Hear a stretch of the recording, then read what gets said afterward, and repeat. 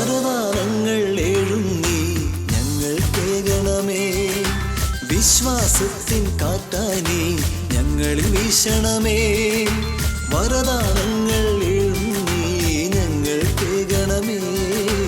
വിശ്വാസത്തിൻ കാറ്റായി നീ ഞങ്ങളിൽ വീശണമേ. ദൈവമഹത്വം ദർശിക്കാൻ കൃപ നീ നൽകണമേ. ആത്മാവേ നീ വാഴണമേ പരിശുദ്ധാത്മാവേ. ദൈവമഹത്വം ദർശിക്കാൻ കൃപ നീ നൽകണമേ. ആത്മാവേ നീ വാഴണമേ പരിശുദ്ധാത്മാവേ. പരിശുദ്ധാത്മാവേ പറന്നിറങ്ങണമേ. വരദാനങ്ങളുമായി വന്നു നിറയണമേ. പരിശുദ്ധാത്മാവേ പറന്നിറങ്ങണമേ. വരദാനങ്ങളുമായി വന്നു നിറയണമേ. ഇനി ഞാൻ നിങ്ങളുടെ മുമ്പിൽ വെക്കാൻ പോകുന്നത് പഴയ നിയമത്തിലെ ജോബിന്റെ ജീവിതമാണ്. ജോബ് സമ്പന്നനായിരുന്നു, കോടീശ്വരനായിരുന്നു, സർവ്വസൗഭാഗ്യങ്ങൾ, കന്നുകാലികൾ. അന്ന് കാലത്തെ ഏറ്റവും വലിയ സമ്പത്ത് കന്നുകാലികളാണ്. പണ്ട് കാലത്ത് ധാരാളം കന്നുകാലിക്കൂട്ടങ്ങൾ, ആട്, പശു, നിറയെ കോടീശ്വരൻ. ആ ജോബ് അതിനേക്കാളൊക്കെ ഉപരി സ്നേഹിച്ചത് ദൈവത്തെയാണ്. പിശാച് ജോബിനെ പരീക്ഷിക്കാനുള്ള അനുവാദം കൊടുത്തു ദൈവം. ജോബിന്റെ ജീവിതത്തിലെ സർവ്വ സൗഭാഗ്യങ്ങൾ ഒന്നൊന്നായി ജോബിന് വിട്ടുപോയി. അവസാനം ജോബിന്റെ ശരീരത്തെ പോലും തൊട്ടു. ശരീരത്തിൽ കുഷ്ഠം പോലെ വ്രണങ്ങൾ, അതിൽ പുഴുക്കൾ. ജോബ് പറയുന്ന വാക്ക്, ദൈവം തന്നു, പറ, ദൈവം തന്നു, ദൈവം എടുത്തു. അങ്ങനെയുള്ള ഈ മനുഷ്യന്റെ കൂടെ ഒരു ഭാര്യയുണ്ട്. അവളുടെ മനോഭാവം എങ്ങനെയായിരിക്കും? അപ്പോ സമ്പത്തും സൗകര്യവും ഉള്ളപ്പോ ഭാര്യയ്ക്ക് ഭയങ്കര ഇഷ്ടാ.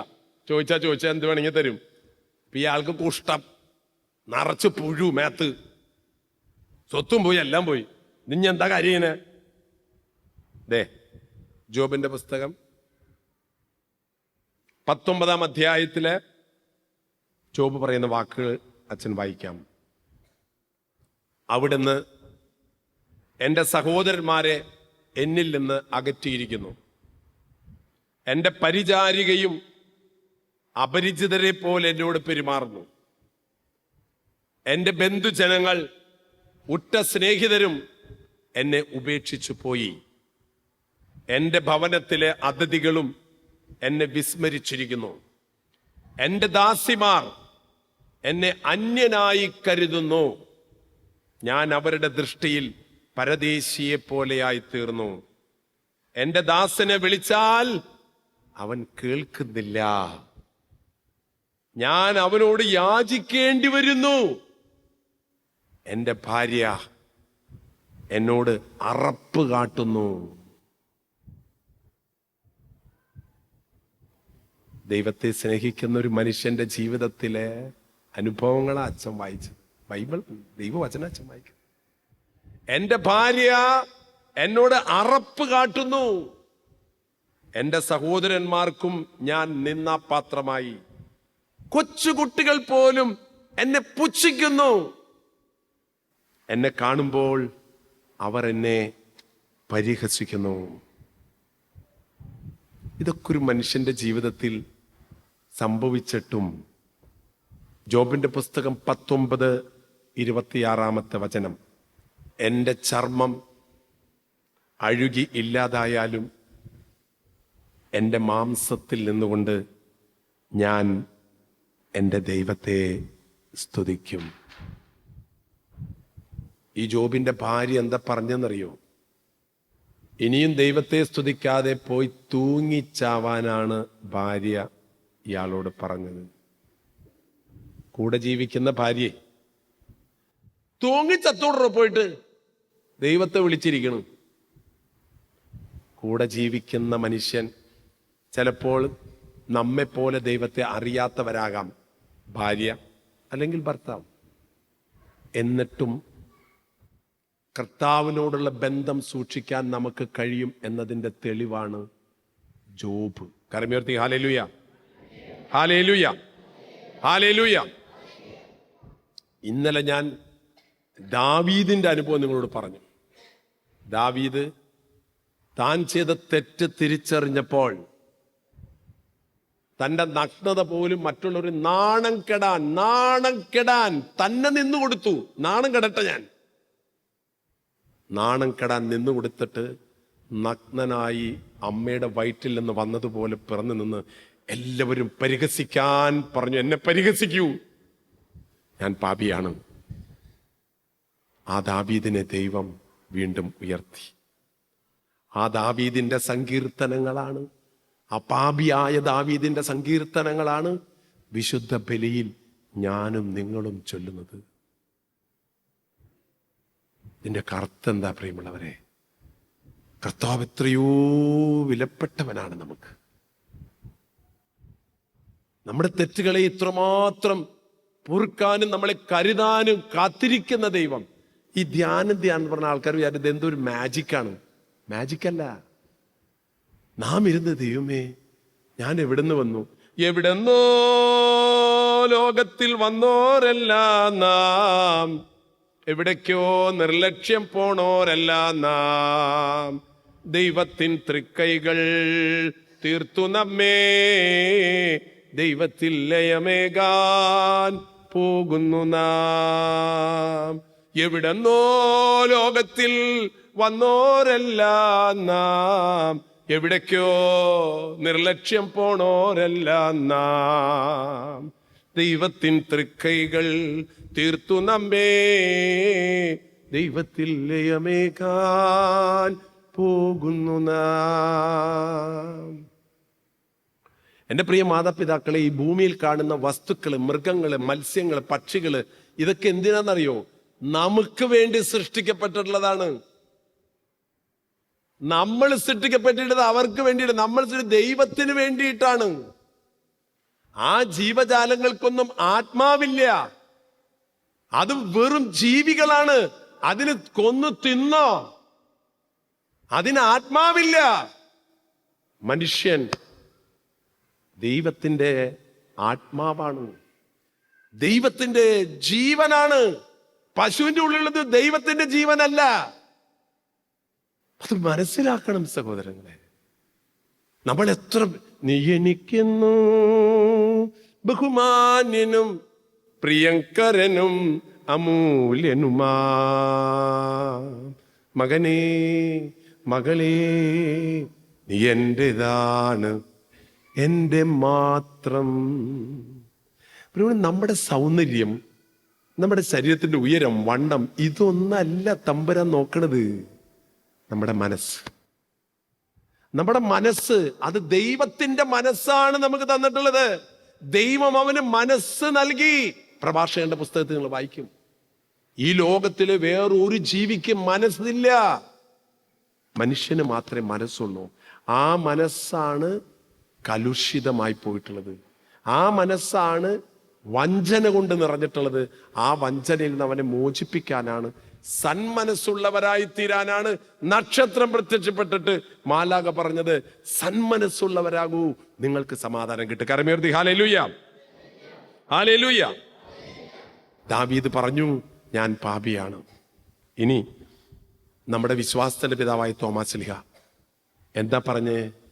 ഈശോ പറഞ്ഞു, ഞാൻ ജെറൂസലേമിലേക്ക് പോവുകയാണ്, അവരെന്നെ പിടിക്കും, മരണത്തിന് വിധിക്കും, അവരെന്നെ കൊല്ലും. ഉടനെ വേണ്ട വേണ്ട വേണ്ട, എന്തിനാ ആവശ്യമില്ല, അങ്ങോട്ട് പോണത്, അങ്ങോട്ട് പോണത്, കൊല്ലുന്ന എന്തിനാ പോണത്? അപ്പൊ പറഞ്ഞ, സാത്താനെ എന്റെ മുമ്പിൽ നിന്ന് മാറിക്ക്. പത്രോസിനെ വിളിച്ച പേരാണ്. എന്തെന്ന്? പിശാചേ ഒന്ന് മാറിക്ക് അങ്ങോട്ട്. നിന്റെ ചിന്ത വെറും മാനുഷികമാണ്, ദൈവീകമല്ല. നീ ഭൂമിയിലെ ജീവിതത്തെയാണ് സ്നേഹിക്കണത്. ഇത് കുറച്ച് നാൾ കഴിയുമ്പോ ഇല്ലാണ്ടാവിടാ. എന്തൊരു പോട്ടന നീ തെരേസ്യാമേ, കുറച്ച് കഴിയുമ്പോ നീ മരിക്കും. നീ എന്നിട്ട് ഈ ലോകത്തെ സ്നേഹിച്ചിരിക്കണ്, ദൈവത്തെ സ്നേഹിക്കണേ. നീ ലോകത്തെ സ്നേഹിച്ച് കുറച്ച് കഴിയുമ്പോ ലോകം നിന്നെ പോണില്ലെന്ന് ചോദിക്കും. താങ്കളുടെ സംഭവമുണ്ടായി. ഒരുത്തൻ എന്നെ വിളിച്ചുകൊണ്ട് പറഞ്ഞു, അച്ഛാ അമ്മയ്ക്ക് വേണ്ടി ഒന്ന് പ്രാർത്ഥിക്കണം, അച്ഛനൊന്ന് വരണം. എന്താ പറഞ്ഞു, ശരി. അങ്ങനെ അവൻ പരിചയമുള്ളവനാ. ഞാൻ അമ്മേനെ പ്രാർത്ഥിക്കാൻ ചെന്നു. ഇങ്ങനെ ഓരോരുത്തരും പറഞ്ഞ് പ്രാർത്ഥിക്കാൻ തരുന്ന സമയത്ത് എനിക്കൊരു വിഷമം ഉണ്ടാവാറുണ്ട്. വേറെ ഒന്നല്ല, ഞാൻ നോക്കുമ്പോൾ 98 പൈസ അമ്മയ്ക്ക് വേണ്ടിയിട്ട് പ്രാർത്ഥിക്കാൻ എന്നെ വിളിച്ചിട്ടുള്ളത് അവൻ്റെ ഉള്ളിലിരിപ്പ് എന്താണെന്ന് എനിക്ക് മനസ്സിലായിട്ടില്ല. 98 പൈസ അമ്മയ്ക്ക് വേണ്ടി ഇപ്പം ഞാൻ ഇപ്പോൾ പ്രാർത്ഥിച്ച അമ്മ ഉടനെ തന്നെ എഴുന്നേറ്റ് ചോറും കൂട്ടാനും വെച്ച് അവന് കൊടുക്കുമോ? ഇല്ല. പിന്നെ അവൻ എന്ത് ഉദ്ദേശത്തോട് കൂടിയിട്ടാണ് പ്രാർത്ഥിക്കാൻ വരണേ എന്ന് പറഞ്ഞ് എനിക്ക് മനസ്സിലായില്ല. ഞാൻ വന്നിട്ട് പ്രാർത്ഥിച്ച്, കർത്താവേ അനുഗ്രഹിക്കണേ, സമാധാനം കൊടുക്കണേ, തന്നെ രോഗശാന്തി. ഇപ്പോൾ 98 വയസ്സിൽ എന്ത് രോഗശാന്തി കിട്ടിയിട്ട് എന്ത് കാര്യം ഉണ്ടാവാനാ? ഞാൻ കർത്താവെ അനുഗ്രഹിക്കണം എന്നൊക്കെ പ്രാർത്ഥിച്ച് കഴിഞ്ഞിട്ട് ഞാൻ പോന്നു ഒരു 5 മിനിറ്റ് കഴിഞ്ഞപ്പോ അവൻ, അച്ഛൻ തന്നെ വരണം. ഞാനല്ലട വന്നത്, അച്ഛൻ തന്നെ വരണം. ഞാനെന്താ വന്നത്? അല്ലച്ചാ അമ്മ മരിച്ചു. എന്തൊരു സന്തോഷത്തോടെ ചെക്കൻ പറയണേ, അമ്മ മരിച്ചേ. അതിന് അച്ഛൻ വന്നിട്ടാണ് മരിച്ചത്, അച്ഛൻ വന്നിട്ടാണ് അടക്കണം. എന്റെ അമ്മോ, അതെന്ത് പരിപാടിയാടാ? അച്ഛൻ വന്നിട്ടാണ് മരിച്ചത്, അച്ഛൻ വന്നിട്ടാണ് അടക്കണം, അച്ഛൻ മരണം. ഞാൻ പറഞ്ഞു, നീ ഒന്ന് അധികം പറയാണ്ടെന്നത്, വെറുതെ ആവശ്യമില്ലാണ്ട്. ഞാൻ വരാം, അച്ഛൻ മരണച്ചോ. ഞാൻ വരാടാ, നീ എങ്കിലും എനിക്കൊരു ഉപകാരം ചെയ്തു തരണം. എന്ത് വേണമെങ്കിൽ ചോദിച്ചോ. അങ്ങനെ പറയല്ലടാ, ഇതെന്തത്? എടാ എനിക്കൊരു ഉപകാരം ചെയ്തു തരണമെന്ന്. അച്ഛൻ എന്ത് ഉപകാരം വേണ്ട? വണ്ടി വിടണോ? വണ്ടിയൊന്നും വേണ്ട, എനിക്കൊരു ഉപകാരം ചെയ്തു തരണം. എന്താ അച്ഛൻ പറ, എന്ത് ഉപകാരം വേണ്ട അച്ഛൻ? ദയവ് ചെയ്ത് ഇതിനത്ര പബ്ലിസിറ്റി കൊടുക്കരുത്.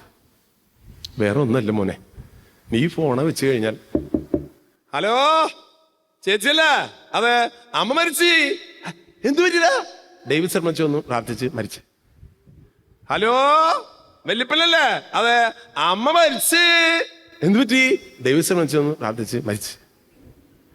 ഇവനിനി ഇന്ന് മുഴുവൻ പറയാൻ പോണ ഡയലോഗാണ് ഇപ്പൊ ഞാൻ പറഞ്ഞത്. എൻ്റെ അവസ്ഥ എന്താണെന്ന് നിങ്ങൾ ആലോചിച്ച് നോക്കിയ. ഈ ഫോൺ വെച്ച് ഒരു 2 മണിക്കൂർ കഴിയുമ്പോഴേക്കും എനിക്ക് തുരുതുരാ കോള് വരും. ഹലോ ഡേവിഡ് ശർമ്മച്ചനല്ലേ? അതെ, കോട്ടയത്ത് നിന്നാണ്. എന്താവും? ഒന്ന് പ്രാർത്ഥിക്കാൻ വരണം, അമ്മ വയ്യാണ്ട് എടുക്കണം. അത് വെച്ചിട്ട്, ഹലോ ഡേവിഡ് ശർമ്മച്ചനെ? അതെ എന്തിരി? അപ്പൊ തിരുവനന്തപുരത്തനെ അപ്പം വയ്യാണ്ട് എടുക്കണേ, ഒന്ന് വന്ന് പ്രാർത്ഥിക്കണേ. എൻ്റെ അവസ്ഥ എന്താവും നിങ്ങൾ ആലോചിച്ച് നോക്കി. എനിക്ക് വേറെ പണിക്ക് പോകാൻ പറ്റുമോ? ഫോണിങ്ങനെ വന്നുകൊണ്ടിരിക്കുക. എന്താ അച്ഛൻ വരുമോ പ്രാർത്ഥിക്കൂ, അച്ഛൻ വരുമോ പ്രാർത്ഥിക്കൂ. ഇതെന്തായാലും ഞാൻ പറയുന്നറിയാം, ഒരു കാലത്ത് എനിക്ക് നിങ്ങൾക്കും വേണ്ടി ഒരു ഫോൺ കോൾ വരും. അന്ന് നമ്മൾ കിടക്കണ ആള് നമ്മളാവും. സഹോദര, കുറച്ച് കഴിയുമ്പോൾ നമ്മളൊക്കെ മരിച്ചു കിട്ടാൻ വേണ്ടി എല്ലാവരും പ്രാർത്ഥിക്കും. ഇത് മറക്കണ്ടട്ടാ, ഇത് മറക്കണ്ട. അച്ഛൻ പറഞ്ഞത് നമ്മുടെ വിചാരം, നമ്മളങ്ങോട്ട് വയസ്സായിട്ട് വരുമ്പോ ആരോഗ്യം കുറയട ചെയ്യാ. കുറച്ച് കഴിയുമ്പോൾ നിന്റെ അപ്പം മക്കള് പ്രാർത്ഥിക്കും. എന്തിനാ? മരിക്കാൻ. എന്തിനു നീ വിഷമിക്കണേ? എന്തിനാണോ താൻ വിഷമിക്കണേ? തന്റെ ഈ ഭൂമിയിലെ ജീവിതം ഇത്രമാത്രം ദൈവം തന്ന ദൈവത്തിന്റെ പക്കലേക്ക് പോകാൻ തനിക്ക് എന്ത് പറയാ? അതാണ് പ്രിയമുള്ളവരെ, ഈ ലോകത്തിലുള്ള വസ്തുക്കളെയും ദൈവത്തെക്കാൾ കൂടുതൽ സ്നേഹിച്ച മനുഷ്യനെ സഹിക്കാൻ പറ്റില്ല. സഹിക്കാൻ പറ്റില്ലെന്ന്. ഇതൊക്കെ വിട്ടിട്ട് പോണ്ടേ? ഞാൻ ചിലപ്പോൾ ചില ലോനപ്പേട്ടന്മാരും മരിച്ചു കിടന്ന സമയത്ത് ഞാൻ ആലോചിക്കാറുണ്ട്. മഞ്ചല് കിടന്ന ലോനപ്പേട്ടൻ മൂക്കിൽ 2 റോള് പഞ്ഞും മറ്റേ താടിയൊക്കെ കെട്ടിയിട്ട് ചെറിയ മോനെ പോലത്തെ ഷൂ കെട്ടിയിട്ട് കിടക്കണം. എൻ്റെ ലോനപ്പേട്ട മരിച്ചു പോണതിന് മുമ്പ് തനിക്ക് എന്തെല്ലാം ഈ ഭൂമിയിൽ ചെയ്യായിരുന്നു. 100-100 ഏക്കർ സ്ഥലമുണ്ട്, എന്തെല്ലാം സ്വത്തും പറമ്പൊക്കെ ഉണ്ട്. താൻ പോകുമ്പോൾ ഇവിടെ എന്താ ഉണ്ടാവണം തനിക്ക് വല്ല അറിയോ? എന്തെങ്കിലുമൊക്കെ ചെയ്യായിരുന്നില്ലടോ തനിക്കൊക്കെ? ലോനപ്പാ, ആര് കേക്കാൻ? മരിച്ചില്ലേ? നമ്മൾ സത്യമായിട്ട് പ്രിയമുള്ളവരെ, നമ്മൾ മരിച്ചു പോകുമ്പോ ദരിദ്രരായിട്ട് പോകണോ സമ്പന്നരായിട്ട് പോകണോ?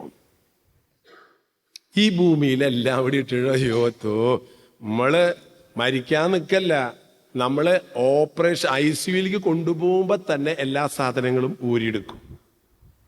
അങ്ങനെയുണ്ട്. അപ്പോ മോള് പറഞ്ഞു അമ്മയോട്, അമ്മ ഓപ്പറേഷൻ തിയേറ്ററിലേക്ക് പോകുമ്പോ മെറ്റലായിട്ടുള്ളതൊന്നും കൊണ്ടുപോകാൻ പാടില്ല അമ്മ. എന്തത്? അല്ലാതെ അങ്ങനെയാണ് അമ്മ. അപ്പോ ഈ വളയൊക്കെ ഊരിയെടുക്കണം അമ്മ. അപ്പൊ അമ്മേരെ മേത്തുനിന്ന് വള ചെയ്യുന്ന കൂരി, കാരണം ഓപ്പറേഷൻ തിയേറ്ററിലേക്ക് കൊണ്ടുപോകാൻ പാടില്ല, മെറ്റലായിട്ട് കയറ്റാൻ പറ്റില്ല. ആ അങ്ങനെയുണ്ട്. അപ്പൊ ഇങ്ങനെ എല്ലാം ഊരി ഊരി എടുക്കും. അപ്പൊ ഓരോന്ന് വരുമ്പോ അമ്മ, എന്തിനാ ത്രേസ്യാമ്മേ നീ ഇങ്ങനെ നോക്കണേ, ഈ വള ഇട്ടിട്ടാണ് നിനക്ക് പോണ്ടത്. നമ്മള് എന്തൊരു മനുഷ്യൻ ഇത് ഊരി ഇടുന്നത്. അമ്മ എന്തിനാ വിഷമിക്കണേ, അമ്മയുടെ മോളുടെ കയ്യിലേക്കല്ലേ. അതന്നെ എനിക്ക് വിഷമം. അമ്മ ഓക്ക് ഊരിയെടുക്കും. അപ്പൊ ഈ ധ്യാനത്തിന്റെ ഇടയിൽ നിങ്ങൾക്ക് ഉപകാരപ്രദമായ ഒരു കാര്യം കൂടി ഇതിന്റെ ഇടയിൽ ഒരു എപ്പിസോഡ് ഞാൻ നിങ്ങളോട് പറയാം. എപ്പിസോഡ് ഇതാണ്. ചിലപ്പോ ഈ നിങ്ങളുടെ ഭാര്യമാരുടെ കൈമെന്ന് വള ഊരിയെടുക്കാൻ പറ്റാത്ത ഒരു വിഷമസന്ധി നിങ്ങൾക്ക് വന്നെന്ന് വരാം. കാരണം ഈ ചേടത്തി വണ്ണം വെച്ചപ്പോൾ ഈ വള ടൈറ്റായിട്ടിരിക്കണേ. ഇത് ഊരാൻ നോക്കുമ്പോൾ ഇത് കിട്ടണില്ല. അങ്ങനത്തെ പ്രതിസന്ധി ഒരു നിങ്ങൾ വെട്ടാൻ വേണ്ടിയിട്ട് തട്ടാനെ വിളിക്കാൻ പോകരുത്, മറ്റേ വള വെട്ടി നശിപ്പിക്കരുത്. അതിനുള്ളൊരു ട്രിക്കാണ് ഈ എപ്പിസോഡിൽ നിങ്ങളെ ഞാൻ പഠിപ്പിക്കുന്നത്. അപ്പം അങ്ങനെ ഒരു ബുദ്ധിമുട്ട് നിങ്ങൾക്ക് വന്നാൽ, ഇത് ധ്യാനത്തിന് വലിയ ഉപകാരമുള്ള കാര്യം എന്തെങ്കിലും വേണം, മറ്റൊക്കെ കേട്ടിട്ട് നിങ്ങൾ പോകും. പക്ഷേ ഇത് നിങ്ങൾക്കൊരു ഉപകാരമുള്ള കാര്യം പറയാമെന്ന് വെച്ചിട്ട് അങ്ങനെ ഒരു ബുദ്ധിമുട്ട് നിങ്ങൾക്ക് വന്നാൽ അതിനുള്ളൊരു ടെക്നിക്കാണ് ഞാൻ നിങ്ങളിപ്പോൾ പഠിപ്പിക്കാൻ പോകുന്നത്. നിങ്ങൾ വിഷമിക്കരുത്, അവിടെ നിന്ന് മനസ്സ് വിഷമിക്കരുത്, ഹാർട്ട് അറ്റാക്ക് വരുത്തരുത്. അതിനുള്ള സൗകര്യപരമായ ഒരു കാര്യമാണ് ഇപ്പോൾ ഞാൻ നിങ്ങളോട് പറയാൻ പോകുന്നത്. അങ്ങനെ ഒരു ബുദ്ധിമുട്ട് നിങ്ങൾ ഊരാൻ പറ്റാണ്ട് വിഷമം വന്നാൽ നിങ്ങൾ അവിടുത്തെ നേഴ്സിനെ വിളിച്ചിട്ട് സിസ്റ്ററെ ഒരു ഗ്ലൗസ് തരുമോ എന്ന് ചോദിക്കുക. അപ്പോൾ സിസ്റ്റർ എന്തിനാ നോക്കിയ ഒരു കാര്യമുണ്ട് സിസ്റ്റർ. അപ്പോൾ സിസ്റ്റർ സൗജന്യമായിട്ട് ഒരു ഗ്ലൗസ് നിങ്ങൾക്ക് തരുന്നതാണ്. ആ ഗ്ലൗസ് കൊണ്ടുവന്നിട്ട് നിങ്ങളുടെ ഭാര്യയുടെ കൈമേ ഇങ്ങനെ ഈ ഗ്ലൗസ് ഇടുക. എന്നിട്ട് കണ്ട, ഈ 3 ദിവസം ഞാൻ ധ്യാനം നടത്തിയിട്ട് ഇത്ര ശ്രദ്ധ എനിക്ക് കിട്ടിയിട്ടില്ല. അതാ ഞാൻ പറഞ്ഞത്, നിങ്ങൾ ഈ അറ്റൻഷൻ ഉണ്ടല്ലോ, ഭയങ്കര അറ്റൻഷൻ. പറയൂ. എന്നിട്ട് എന്താ വേണ്ടേ? അല്ല ഗ്ലൗസ് പറ ഗ്ലൗസ്. എന്താ ഒരു താല്പര്യം. അപ്പൊ നിങ്ങൾക്ക് മനസ്സിലായില്ലേ? ഇതാണ് മനുഷ്യൻ. പറയേ കാര്യം പോരട്ടെ. എന്തായാലും ഞാൻ പറഞ്ഞ അവസാനിപ്പിക്കുക, അല്ലെങ്കിൽ നിങ്ങളുടെ മനസ്സിന്റെ വിഷമം കൂടും, വിമ്മിട്ടം കൂടും. അപ്പൊ അങ്ങനെ ഈ ഗ്ലൗസ് ഈ കൈമയ്ക്ക് ഇടുക. എന്നിട്ട് അമ്മയുടെ ഭാര്യയുടെ വള ഈ ഗ്ലൗസിന്റെ മീതത്തേക്ക് കയറ്റി വെക്കുക. എന്നിട്ട് ഗ്ലൗസ് വള ഔട്ട്. എന്തായാലും എന്ത് മറന്നാലും ഇത് നിങ്ങൾ മറക്കില്ല, ജീവിതത്തിൽ ഉപകാരം ഉണ്ടാവും. പ്രിയമുള്ളവരെ, ഈ സാധനം വള നിന്റെ കയ്യിലുള്ളതെല്ലാം ഊരിയെടുത്തിട്ടേ കൊണ്ടുകൊള്ളോ. നീ ഇപ്പൊ എത്ര ഞാൻ കാണുന്നുണ്ട് ചില ചേച്ചിമാര് സാരി കൊണ്ട് വളം മറക്കുന്നുണ്ട്. ഇട്ടോ കുഴപ്പമില്ല, ഞാനൊന്നും പറഞ്ഞില്ല. നിങ്ങൾ എന്തിനീ വളം മറക്കണ ചങ്ങാതി? അവിടെ ഇട്ടോ, അത് അപ്പ ഒരു ഊരോളും. ഇപ്പൊ തന്നെ അത് മറച്ചു വെക്കേണ്ട ആവശ്യമില്ല. സഹോദരങ്ങളെ, ഈ ജീവിതത്തില് നമ്മൾ പലതിനെയും സ്നേഹിച്ചിട്ട് അതൊക്കെ ഉപേക്ഷിക്കേണ്ടി വരുമ്പോഴുള്ള വിഷമം ഇപ്പോഴേ നിങ്ങൾക്കൊന്ന് ഓർമ്മിപ്പിച്ച് തന്നതാണ്. തൻ്റെ മകൻ ഇസഹാക്കിനെ ബലി ചെയ്യാൻ കൊണ്ടുപോകുമ്പോ ഈ വളൂരണ വിഷമൊന്നല്ലല്ലോ അബ്രഹാത്തിനുണ്ടായത്. സ്വന്തം മകനെയാണ് കൊണ്ടുപോയി കൊടുക്കാൻ പോണത്. ഈ വളൂരണ വിഷമാണോ? മകനെ ബലിയർപ്പിക്കുന്നതാണോ വിഷമം? എന്നിട്ട് അബ്രഹാം എന്താ പറഞ്ഞേ? ഞാൻ തരും എൻ്റെ മകനെ.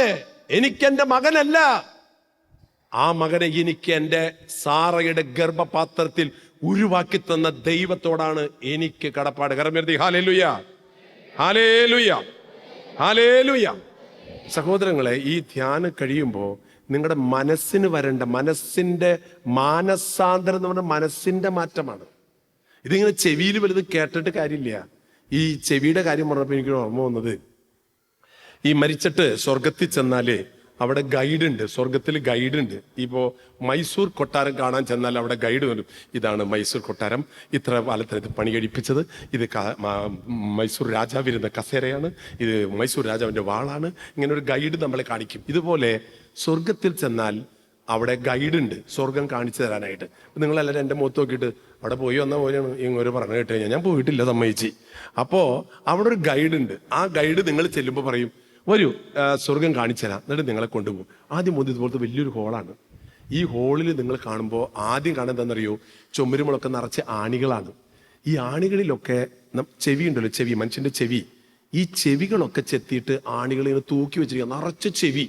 അപ്പോ അയാൾ ചോദിച്ചു ഗൈഡിനോട്, ഇതെന്തത്? ചെവിയുടെ വല്ല ഹോൾസെയിൽ മാർക്കറ്റാണോ? ഇതെന്താ നിറച്ച ചെവിയാണല്ലോ. അപ്പോൾ ഗൈഡ് നിങ്ങളോട് പറയും, അതല്ല, പിന്നെ ഇതെന്താണ്? ഇതാണ് ദൈവവചനം കേട്ട് മനസ്സാന്തരപ്പെട്ട ചെവികൾ.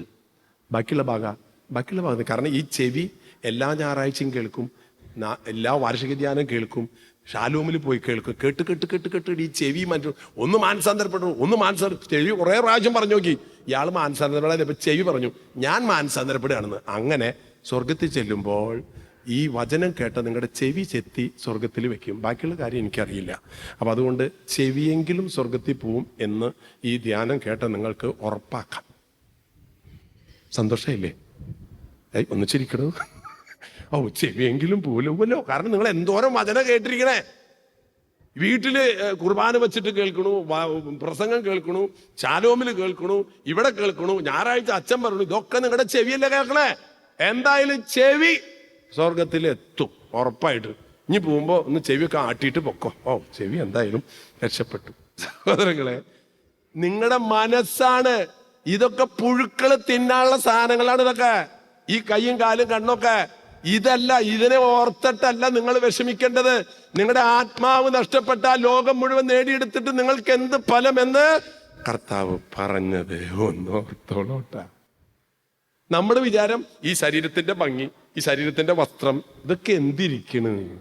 നിങ്ങളുടെ മനസ്സാണ് ഇതിൻ്റെ ഉള്ളിലുള്ള. അതാ കർത്താവ് ലോകം മുഴുവൻ നീ നേടി, എല്ലാവരുടെയും സ്നേഹം നേടി, പക്ഷെ നിന്റെ ആത്മാവ് നഷ്ടപ്പെടുത്തിയാൽ നിനക്ക് എന്ത് പ്രയോജനം?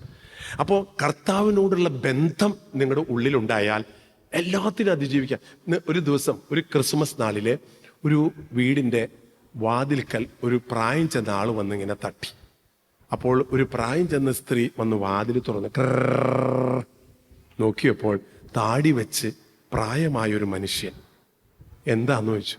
അപ്പം അയാൾ കയറിയിരിക്കാൻ പറഞ്ഞു. ഭക്ഷണം കൊടുത്തു. ചോദിച്ചു, മനസ്സിലായില്ല.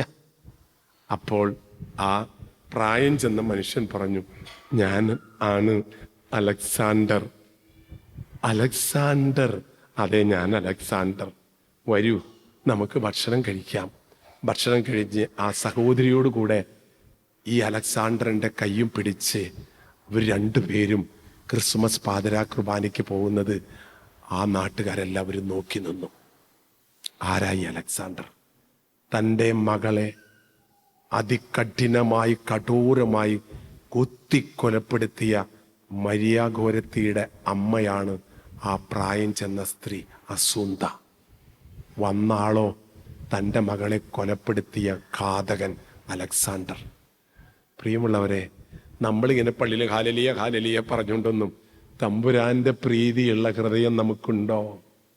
ഈ സഹോദരി തൻ്റെ കുഞ്ഞുമകളെ കൊലപ്പെടുത്തിയ ഘാതകന്റെ കൂടെ കൈപ്പിടിച്ച് ക്രിസ്മസ് പാതിരാ കുർബാനയ്ക്ക് പോകണമെങ്കിൽ അതിൻ്റെ പേരാണ് സ്വർഗീയ കൃപ. ഉണ്ടോ മാതാപിതാക്കളെ? നമുക്ക് രോഗം മാറിയാൽ മതിയ പോരാ, മനസ്സ് മാറണം. ഇതാണ് കർത്താവിൻ്റെ മനസ്സ്. അത് നേടിയെടുക്കാനാണ് പ്രിയമുള്ളവരെ ഈ ജീവിതം. നാസി തടങ്കൽ പാളയത്തിലെ വിയന്നയിൽ ഞാൻ പോയപ്പോ അവിടെ നാസി തടങ്കൽ പാളയത്തിൽ ഞാൻ പോയിരുന്നു. ഹിറ്റ്ലർ ഇസ്രായേൽക്കാരെ മുഴുവൻ കൊന്നൊടുക്കിയ നാസി തടങ്കൽ പാളയങ്ങൾ കണ്ട നമുക്ക് കരച്ചിൽ വരും. വലിയൊരു തിട്ടിന്റെ മുകളിൽ നിന്ന് വലിയ പാറമടയാണ് അവിടെ. അപ്പൊ അവിടെ എഴുതി വെച്ചിരിക്കുകയാണ്, ഈ പാറയുടെ മടയുടെ മുകളിൽ കൊണ്ട് നിർത്തും വരിയായിട്ട് ആൾക്കാരെ. എന്നിട്ട് പാറമടത് ഭയങ്കരമാണ്. അവിടെ പാറ പൊട്ടിക്കലാണ്. ഇവിടെ വരിയായിട്ട് നിർത്തിയിട്ട് ആദ്യം നിൽക്കുന്ന ആളുടെ പിന്നത്തെ ആളോട് പറയും, അയാളെ തള്ളാൻ പറയും. അപ്പം അയാളെ തള്ളും. ആള് നേരെ പാറമടയിൽ വീണ് ചാവും. അപ്പം ഇയാളുടെ പിന്നെ കാണും, അങ്ങോരെ തള്ളാൻ പറയും. എന്തെല്ലാം ക്രൂരതകൾ നടന്ന ലോകമാണ് നമ്മൾ ജീവിക്കുന്നത്. നമുക്കിതൊന്നുമില്ലാതെ ദൈവം ഇത്രയും കാലം എത്ര ക്രൂരതകൾ നടന്നിട്ടും നമുക്കൊന്നും സംഭവിച്ചില്ലല്ലോ പ്രിയമുള്ളവരെ. അതോർത്തിട്ടെങ്കിലും തമ്പുരാന്റെ സ്വന്തമായി ജീവിച്ചൂടെ? അവിടെ ഒരു പടം ഞാനൊരു മുറിയിൽ കണ്ടു. ഫാദർ മാക്സിമിലിയൻ കോൾബെ ആ ഡ്രസ്സ് ഇട്ടിട്ടുള്ള പടം അവിടെ വെച്ചിട്ടുണ്ട്, അവിടെ ഒരു പള്ളിയിൽ. ഇപ്പം അതൊന്നുമില്ല, ഇപ്പം അതൊരു പള്ളി കാര്യങ്ങളൊക്കെ ആയിട്ടാണ്. ഫ്രാൻസിസ് എന്ന് പറയുന്ന ഒരു ചെറുപ്പക്കാരനെ മണ്ണിൻ്റെ അടിയിലെ ഗുഹയിൽ അടച്ച് കൊല്ലാൻ 10 പേരെ തിരഞ്ഞെടുത്തപ്പോൾ അവിടെ ഒരു അച്ഛനുണ്ടായിരുന്നു, കപ്പൂച്ചൻ ഫാദർ മാക്സിമിലിയൻ കോൾബെ തടവറയിലെ. അയാൾ പൊട്ടിക്കരഞ്ഞു, എനിക്ക് ഭാര്യയും കുട്ടികളുണ്ട്, എന്നെ കൊല്ലല്ലേ എന്ന് കരഞ്ഞപ്പോ ഈ അച്ഛൻ മുന്നിലേക്ക് കയറിയിട്ട് പറഞ്ഞു, I will die for him. അവനു വേണ്ടി ഞാൻ മരിക്കാം. അങ്ങനെ ഈ അച്ഛൻ്റെ വസ്ത്രം ഊരി നഗ്നനാക്കി. കാരണം ചാവന പോണേ. അവന് വസ്ത്രം തിരിച്ചു കൊടുത്തു. ഈ അച്ഛനെ അടക്കം 10 പേരെ ഭൂമിക്കടിയിലെ ഗുഹയുടെ കൊണ്ടുപോയി. ഇരുട്ട്, ഭക്ഷണമില്ല, വെള്ളമില്ല, ശ്വാസമില്ല, ചെറിയ പഴുതുണ്ട്, ഇരുട്ട്. അടച്ചു വാതിൽ, മണ്ണുകൊണ്ട് പൊത്തി. ദിവസങ്ങൾ കഴിഞ്ഞ് പല രീതിയിലായിരുന്നു ഹിറ്റ്ലർ മനുഷ്യരെ കൊന്നിരുന്നത്. ആ മണ്ണൊക്കെ മാന്തി തുറന്നു നോക്കുമ്പോൾ 9 മൃതശരീരങ്ങൾ.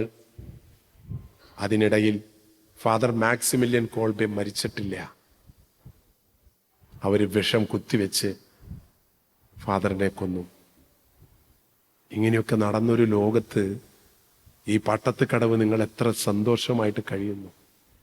നിന്റെ അപ്പൻ്റെയോ അമ്മയുടെയോ നിന്റെ ഭർത്താവിൻ്റെയോ ഭാര്യയുടെയോ മക്കളുടെയോ കൃപ കൊണ്ടല്ല മകനെ, ദൈവത്തിന്റെ കൃപയാണ്. കരമുയർത്തി ഹല്ലേലൂയ, ഹല്ലേലൂയ, ഹല്ലേലൂയ.